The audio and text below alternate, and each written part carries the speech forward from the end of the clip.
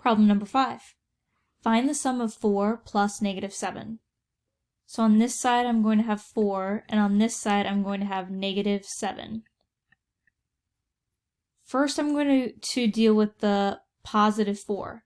So I need the yellow counter chips. So I grab the circle, and I'm going to actually put them right along this line, and you'll see why in a second. So 1 counter chip, 2 of the integer chips, 3, and then 4. Okay, great. Now I move on to the red counter chips. I'm going to have 7 of those. And I'm going to try to line it up with these integer chips that are positive. So I have 1, so that's negative 1, another negative 1 counter chip, another negative 1 integer chip, another negative 1. So I'm at 4. So this is 5, 6, and 7.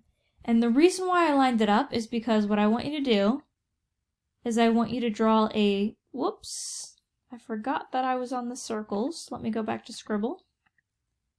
I want you to draw a 0 around this. So that's supposed to look like a 0, and then I'm going to cross it out. Remember, this is a 0 pair.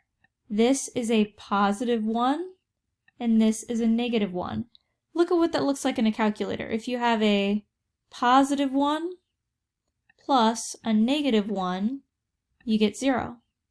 If I wrote it the other way, backwards, negative 1 plus 1, I still get 0.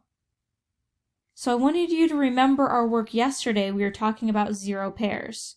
So if they're both the same number, you have a 1 and a 1, and 1 is positive and 1 is negative, you're going to get 0. They'll cancel each other out. So I'm going to circle the rest of these. This equals 0.